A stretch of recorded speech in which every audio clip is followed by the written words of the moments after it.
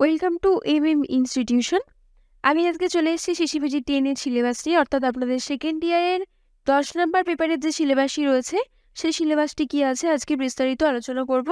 কেউ যদি চ্যানেলে নতুন হয়ে থাকেন চ্যানেলটি অবশ্যই সাবস্ক্রাইব করবেন এবং সম্পূর্ণ সিলেবাসের ভিডিও পাওয়ার জন্য বা আদার্স কোনো ভিডিও পাওয়ার জন্য আমাদের যে চ্যানেলটি আছে সেটিকে অবশ্যই ফলো করবেন। তো চলে যাবো সিসিপিজি 10 এর সিলেবাসটি কি রয়েছে। আপনাদের এই সিলেবাসটি মডিউল 1, মডিউল 2, মডিউল 3 এবং মডিউল 4 এই 4টি মডিউলে ভাগ করা রয়েছে।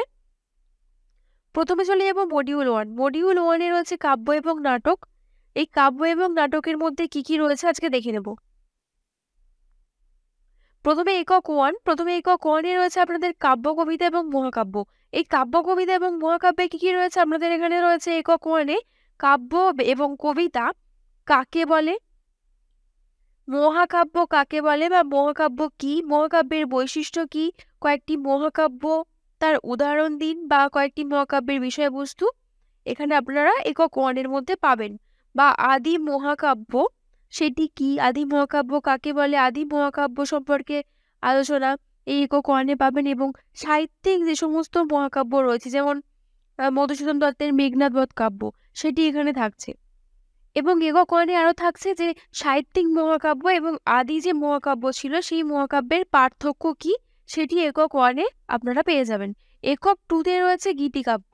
গীতিকাব্য কি বা গীতিকাব্যের বৈশিষ্ট্য কি কাকে বলে সেগুলি রয়েছে একক 2 তে।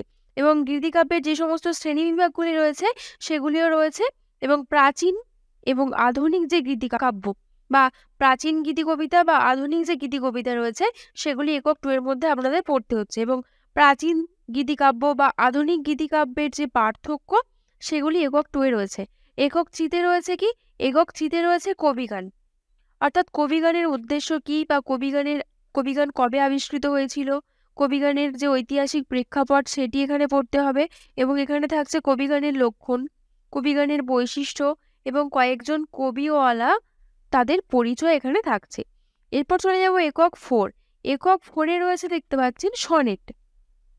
এখানে সনেট অর্থাৎ চতুর্দশপদী কবিতা রয়েছে। এখানে সনেটের উদ্দেশ্য, সনেটের ভূমিকা কি, সনেটের যে সমস্ত লক্ষণ বা বৈশিষ্ট্যগুলি হয়ে থাকে সেগুলি এখানে থাকছে। এবং বাংলা সনেটের যে সমস্ত চর্চা বা বাংলা সনেট রচনা কে করেছিলেন, কয়েকটি রচনার পরিচয় সেগুলি এখানে একক 4 এ আপনারা পাচ্ছেন।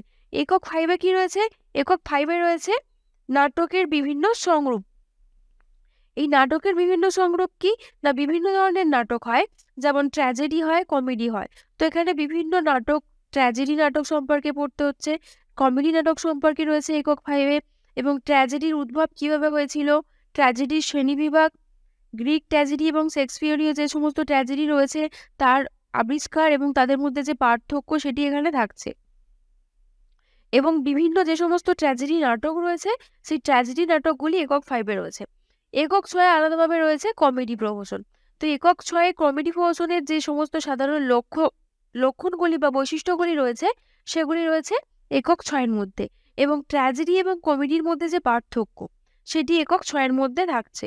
এবং প্রহসন সম্পর্কিত যে সমস্ত আদার্স আরও যে সমস্ত আলোচনা হয় প্রহসন সম্পর্কিত, ট্র্যাজেডি বা কমেডি সম্পর্কিত, সেগুলি রয়েছে একক 6 এ। এরপর একক 7। একক 7 এ রয়েছে কাব্যনাট্য। কাব্যনাট্য কি, কাব্যনাট্যের যে সমস্ত ভাগ রয়েছে এবং কাব্যনাট্য কতগুলি হয় বা কি কয়েক প্রকার কাব্যনাট্য সেগুলির পরিচয় দিন, সেগুলি একক 7 এর মধ্যে থাকছে বা বাংলা কতগুলি কাব্যনাট্য এখানে পেয়ে যাবেন। এরপর একক 8। একক 8 এ কি রয়েছে, একক 8 এ রয়েছে সামাজিক, পৌরাণিক এবং ঐতিহাসিক নাটক।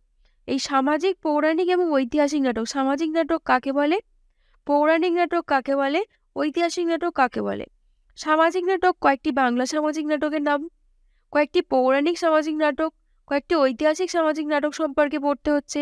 প্রথম ঐতিহাসিক নাটক কি, প্রথম পৌরাণিক নাটক কি, সেগুলি সম্পর্কে থাকছে একক 8 এ।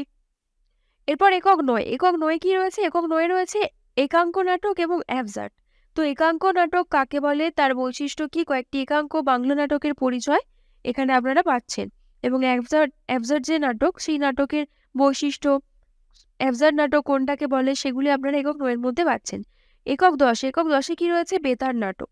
বেতার নাটক কি, একইভাবে বেতার নাটকের যে সমস্ত বৈশিষ্ট্য বা সাধারণ লক্ষণগুলি হয় সেগুলি রয়েছে একক 10-এ। এবং বেতার নাটকের যে সমস্ত ইতিহাস রয়েছে বা বেতার নাটক কিভাবে আবিষ্কৃত হয়েছিল, কয়েকটি বেতার নাটকের পরিচয়, সেগুলি একক 10-এর মধ্যে পাচ্ছেন। তো এই ছিল মডিউল 1-এর আপনাদের সিলেবাস। এরপর চলে যাব মডিউল 2-তে। মডিউল 2-তে রয়েছে আপনাদের উপন্যাস এবং ছোট গল্প। মডিউল 2-তে রয়েছে উপন্যাস এবং ছোট গল্প। তার মধ্যে কয়েকটি একক রয়েছে 11 থেকে 17 পর্যন্ত উপন্যাস এবং ছোট গল্পের। উপন্যাস এবং ছোট গল্পের মধ্যে একক 11-তে কি রয়েছে? একক 11-তে রয়েছে নকশা, নভেল এবং রোম্যান্স। অর্থাৎ নকশার উদ্ভব, কিভাবে নকশার উদ্ভব হয়েছে, এর সংজ্ঞা, নকশার সংজ্ঞা, নভেল কি, রোম্যান্স কি, নোবেলের যে সমস্ত বৈশিষ্ট্য হয়, নোবেলের উদ্ভব কিভাবে হয়েছে, রোম্যান্সধর্মী যে সমস্ত রচনা রয়েছে সেগুলির উদ্ভব কিভাবে হয়েছে, রোম্যান্সের বৈশিষ্ট্য, সেগুলি একক 11-র মধ্যে পাচ্ছেন। এবং নকশা, নোবেল এবং রোম্যান্স, এই যে সমস্ত রচনা রয়েছে তাদের তুলনামূলক আলোচনা, নকশা, নোবেল এবং রোম্যান্সের পার্থক্য যেটাকে বলে, সেগুলি রয়েছে একক 11-তে। একক 12-এ রয়েছে ঐতিহাসিক এবং সামাজিক উপন্যাস। আগে ঐতিহাসিক এবং সামাজিক নাটক পেয়েছি মডিউল 1-এ, এখানে থাকছে ঐতিহাসিক এবং সামাজিক উপন্যাস। ঐতিহাসিক উপন্যাস কাকে বলে, সামাজিক উপন্যাস বলতে কি বোঝেন, এই সমস্ত বিষয় একক 12-তে পাচ্ছেন।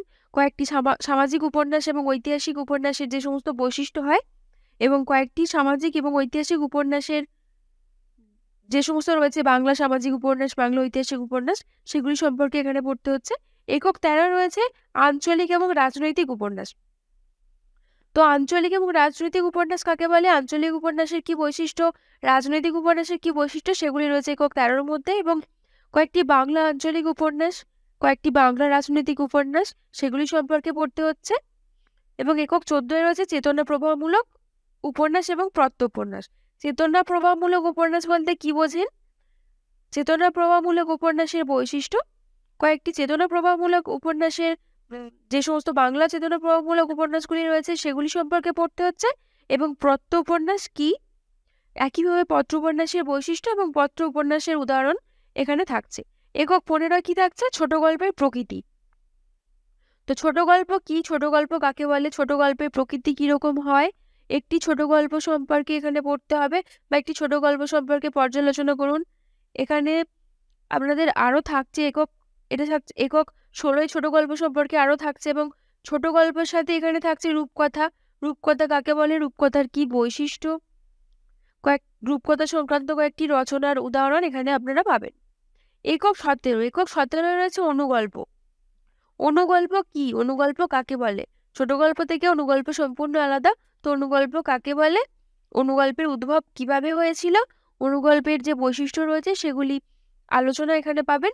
এবং ছোট গল্প এবং অনুগল্প আলাদা সম্পূর্ণ বিষয়, তাই এদের পার্থক্য একক 17-র মধ্যে আপনাদের থাকছে। এবং একটি বাংলা সার্থক অনুগল্পের উদাহরণ বা তার সম্পর্কে আপনাদের এখানে পড়তে হবে। এই ছিল মডিউল 1-এর সিলেবাস। এরপর মডিউল 3। মডিউল 3-তে রয়েছে প্রবন্ধ এবং সমালোচনা। তো মডিউল 3 প্রবন্ধ এবং সমালোচনা একক 18 এবং 19, এই দুটি এককে রয়েছে বস্তুনিষ্ঠ যে সমস্ত প্রবন্ধ, সেই প্রবন্ধগুলি থাকছে এবং ব্যক্তিনিষ্ঠ প্রবন্ধ থাকছে। তো বস্তুনিষ্ঠ প্রবন্ধ কাকে বলে, তার বৈশিষ্ট্য, কয়েকটি বস্তুনিষ্ঠ প্রবন্ধের উদাহরণ এবং তার বিষয়বস্তু, কয়েকটি ব্যক্তিনিষ্ঠ প্রবন্ধের উদাহরণ এবং তার বিষয়বস্তু একক 18-র মধ্যে আপনাদের পড়তে হচ্ছে। এবং প্রবন্ধের উদ্ভব কিভাবে হয়েছে, ব্যক্তিনিষ্ঠ এবং বস্তুনিষ্ঠ প্রবন্ধের যে শ্রেণী বিভাগ সেটি কিভাবে হলো, সেগুলি একক 18-র মধ্যে থাকছে। একক 19-এ থাকছে লঘু প্রবন্ধ এবং গবেষণাধর্মী প্রবন্ধ। অর্থাৎ প্রবন্ধের যে সমস্ত ভাগগুলি হয় একক 18-19-এর মধ্যে আপনাদের ভাগ করে দেওয়া হয়েছে।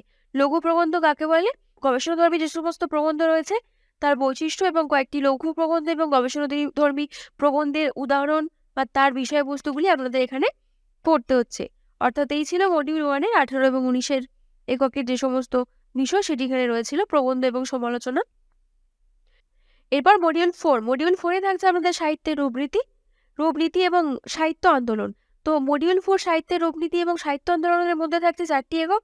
এই 4টি এককের মধ্যে কি রয়েছে, একক 20-তে রয়েছে পাশ্চাত্য সাহিত্য আন্দোলন, যেখানে থাকছে ক্লাসিসিজম এবং রোম্যান্টিসিজম আর রিয়েলিসিজম। ক্লাসিসিজম কি, এর বৈশিষ্ট্য, রোম্যান্টিসিজম কি, এর বৈশিষ্ট্য, রিয়ালিজম কি, এর বৈশিষ্ট্য, এবং 3টির তুলনামূলক আলোচনা একক 20-র মধ্যে আপনারা পাবেন।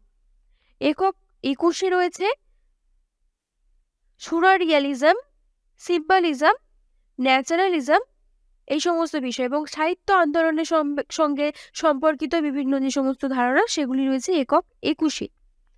একই রকমভাবে প্রত্যেকটির বৈশিষ্ট্য, প্রত্যেকটির পার্থক্য এখানে করতে হচ্ছে এবং একক 22-এও রয়েছে রিয়ালিজম এবং সোশ্যালিস্ট রিয়ালিজম, এই দুটির পার্থক্য এবং এই দুটির বৈশিষ্ট্য কি কি সেগুলি এখানে আপনাদের পড়তে হচ্ছে।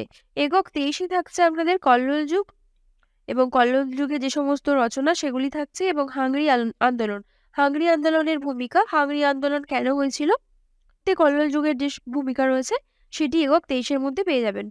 তো এই ছিল আপনাদের CCBG 10-এর সিলেবাসটি বুঝতে যদি কারোর অসুবিধা হয়ে থাকে তাহলে অবশ্যই আমাদের কমেন্ট বক্সে কমেন্ট করে জানাবেন। সবশেষে বলে রাখি, আমাদের সেন্টার থেকে নোটস দেয়া চলছে। কেউ যদি নোটস নিতে ইচ্ছুক থাকেন আমাদের স্ক্রিনে দেওয়া নাম্বারে অবশ্যই যোগাযোগ করতে পারেন এবং আমাদের একটি ওয়েবসাইট রয়েছে, সেই ওয়েবসাইট গিয়ে ভিজিট করতে পারেন। সেখানে আমাদের কোয়েশ্চেন অ্যান্সারের স্যাম্পল পেপার দেওয়া রয়েছে, তো স্যাম্পল পেপারটি অবশ্যই কালেক্ট করুন এবং দেখুন কোয়েশ্চেন অ্যান্সারের একটি সেট, এবং যদি কারোর পছন্দ হয়ে থাকে অবশ্যই আমাদের সাথে যোগাযোগ করতে পারেন নোটস নেওয়ার জন্য। পরবর্তী ভিডিওতে আমাদের সিলেবাস নিয়ে আমরা আবার আলোচনা করব।